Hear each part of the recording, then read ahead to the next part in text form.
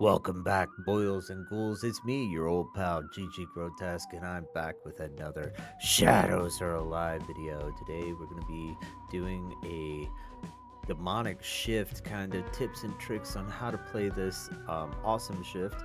It was the first shift of the series, and it's just super cool, really fun to play.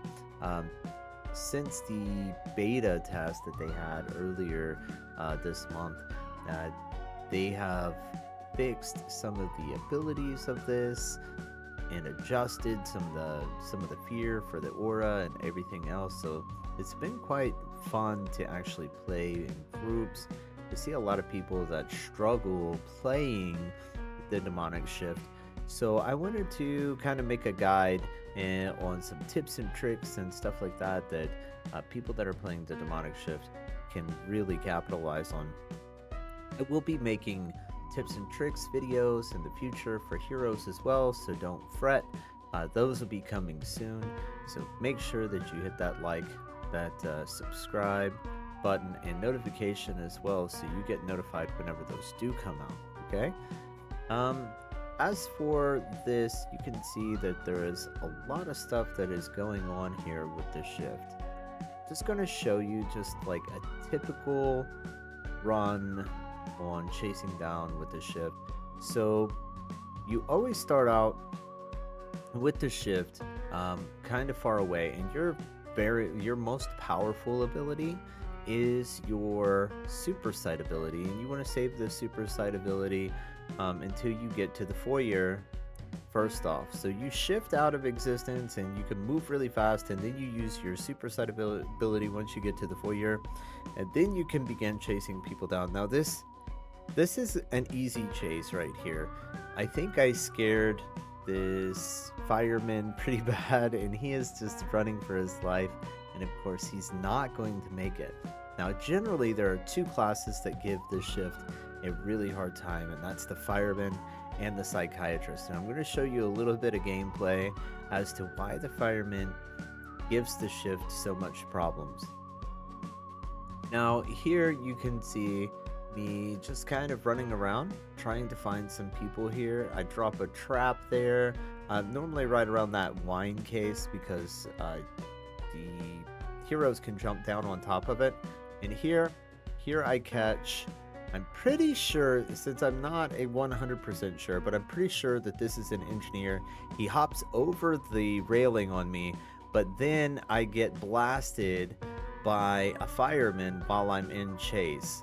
Now the fireman doesn't get away in time and decides to move on me while I'm really close by, and I'm able to drain him down. He already had a pretty high fear, so off to the basement he goes, right?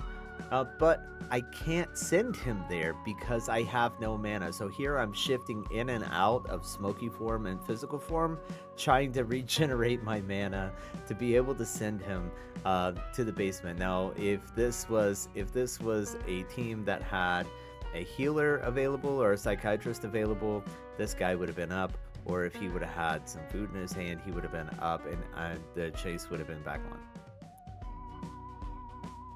Okay, so here's another example of how the firemen can really mess with the shift as well. Here I find it's an engineer, and I down him, but from behind I get blasted by the light cannon of a fireman. Now the fireman's going to come up and try to heal that engineer, but he's not paying attention to his fear bar, and he drops himself as well. And I'm trying to pick them both up, but I have 0 mana. So I throw down my imps because a third person is coming up and I can hear them, and it does no good. My imps get eaten by the downed players. Now the imps have a AI that just targets any player, whether it's up or down. So here's the psychiatrist, and this is why the psychiatrist can give you such a hard time. Now, the psychiatrist's fear is pretty high, and I drop it immediately just with my aura. I'm not even draining it. And as soon as it drops, the psychiatrist pops their heal and takes off running, and then they pop a heal again. And I think that the popping of the second heal was kind of their downfall here. It put their abilities on an off rotation for cooldowns, so I was able just to run them down, but you can see how hard it was for me to actually chase down this character, right? I'm running, they jump over the ledge. Now, if they would have went far and jumped over, I would have been in trouble, right? Um, as they started crouch walking here, and I hit my super sight ability, and I was able to see them, and now they're back into chase, and eventually I down them. But if they had their abilities off cooldown, it would have been a much longer chase, and it would have allowed time for the other heroes to be able to get a lot more done. Now, chases are something that you can actually capitalize on with your traps. So I want to kind of talk to you guys about that. You see how I dropped a trap there as soon as I ran up on this guy? I missed the trap on this inventor, and he was able to get away. Now, that doesn't happen often. Okay, it doesn't happen often. Now I'm on chase with him, and I'm still chasing him, and it's kind of difficult here. I get body blocked too, which is another thing that heroes can do. They can body block you and they can swap, and now I'm kind of swapped out with a different hero, so I don't know which one I'm chasing at this point in time. I just know that I'm chasing one. Okay, it was an inventor. I'm still chasing him, but finally I downed them, right? It took a little bit. I got body blocked. I missed with my trap. And while I'm doing these long chases, all the heroes are able to get more and more done, especially if they know the game quite a bit. So some things you need to do is you need to learn how to shift in and out of your physical state and your smoky state, in and out. So whenever you're phasing in and out, it really helps you. So here I'm chasing down a locksmith. The locksmith grabs a candy bar and takes off and gets sugar rush. Now they are zipping, and the way that I keep up with them is I am tabbing in and out, phasing in and out of my shift ability, or my shifting from physical to non-physical. And whenever I shift into non-physical, I move really fast, and then I'm able to keep up with this locksmith. So eventually they go down. Now here's another example of where I miss with a trap right here. I miss the inventor with the trap. And this room right here is really rough on the shift to be able to keep up. So you have to be really good about managing your ability resources here. Okay, so the inventor takes off with sugar rush up here, and I shift out because he's getting too far away. I only slightly shift back and forth. While in chase, because I can end up running into obstacles, stuff like that. It's kind of harder to control that way. But I was able to shift out for that last part and get outside and wait for him to come out. Now I'm going to show you what it's like to actually hit with the trap. So here's the same inventor here. I run up and I start siphoning on him, and then right when that red arrow pops is when I drop my trap, and it hits, and it automatically downs him. He doesn't have his fear way up high. It just happened like that.